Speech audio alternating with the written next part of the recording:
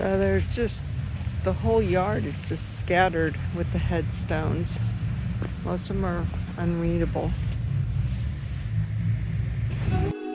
The past speaks to us.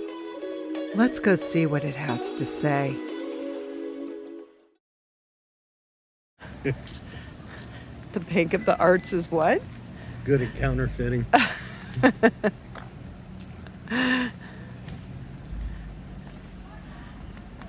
You can see it now. They got tables in there with people drawing $100 bills. So you have a lot of buildings that have these thin towers like this. It's the colonial way of architecture. I forget what they're called. I think coupiers. For the life of me, I can't remember the name of them, but they were for air conditioning. So basically you open the windows up top there and it drew in air to help air condition the building. So you see that a lot in colonial architecture. When visiting the historic town of New Bern, North Carolina, we stumbled upon an old colonial cemetery. The graveyard is so old that the Christ Episcopal Church just built structures and walls around the headstones. In the colonial age of the 1700s, the burial grounds served the area. In the aftermath of several yellow fever epidemics, the churchyard was filled quickly with graves and was closed for burial by 1799. After that, the Cedar Grove Cemetery was used, which is a wonderful cemetery in itself. Make sure to check out our video on Cedar Grove.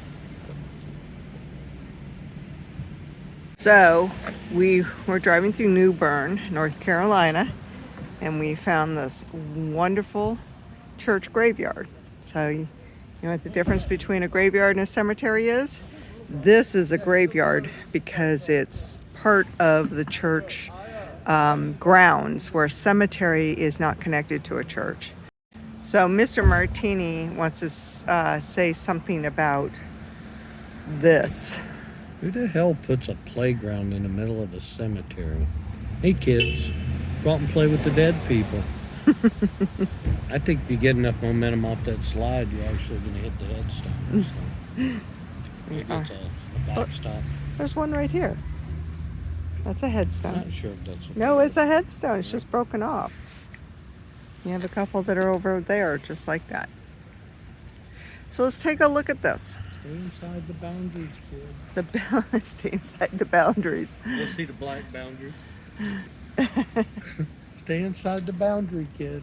Don't play on the graves. So, Timmy, let go of that headstone. Stop. So this literally Little says... Johnny, get out of that trip. Will you stop? So this is in the midst of town, of the downtown area. It's a very cool cemetery. The headstones are all from the 1700s. So it sounds like there was a very large yellow fever epidemic, and a lot of people that were buried here were from that epidemic, and that the last burials were around the late 1700s, like 1799. So we'll take a closer look at some of these. We might be able to actually make out the lettering because it just poured rain. So might be able to see the lettering pretty well. So I'm walking on the sidewalk and there's just another grave. They're just all over this graveyard. Of course it's a graveyard, but it just kind of amazes me. So let's go look at these that are by the playground of all things. These are pretty cool. Very tall. And that one by the playground there, that's probably taller than me. I'm 5'7".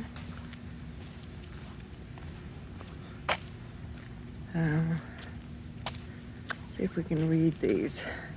In memory of Calypsy. Can't make out the first name. And it looks like 1784. Gill. Levy Gill. Is that one? church that it's attached to is the Christ Episcopal Church, and it is an awesome building in its own right. Very historic.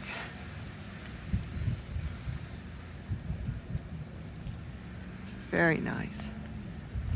So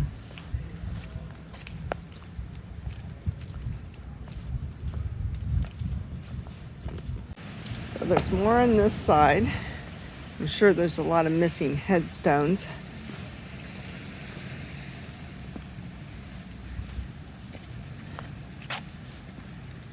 But they're all scattered throughout the yard. One of the original reverends is buried here. So it's your typical 1700 headstone there with the skull and wings.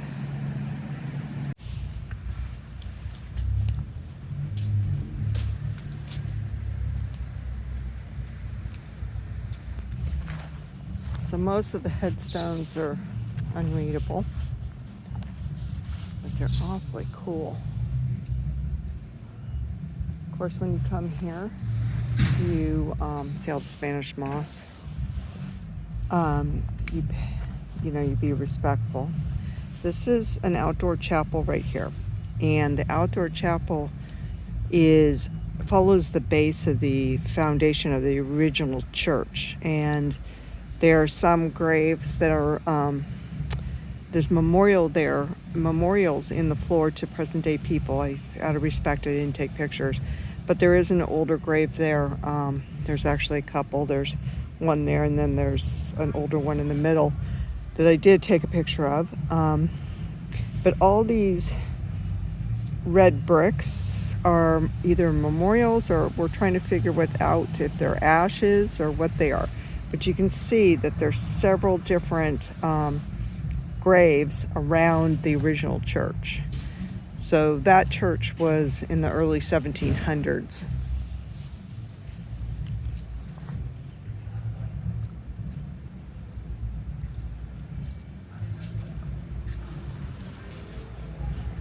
Looks like Matilda Taylor. Looks like she died in October in 1799. It's one of the last burials here. There's another date at the bottom. That looks like 1799 also, maybe. Not sure.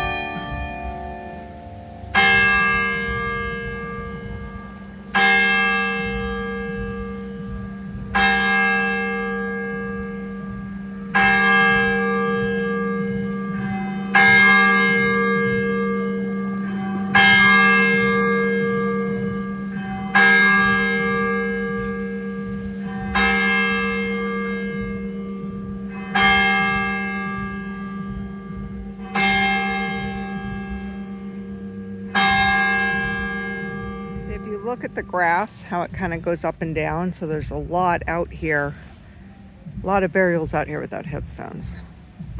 And I'm sure the church has good records of who's here. When I looked online, there's over 200 burials here. Yeah. And there's definitely not 200. There's more over here. So this says he's the 3rd Troop Royal Horse Guards, a founder of Halifax, Nova Scotia, 1749. Soldier, pioneer, mason, Anglican artist. And then this one, is this the original? This is Reverend James Reed. So wasn't he the original priest? I guess. He died 1777.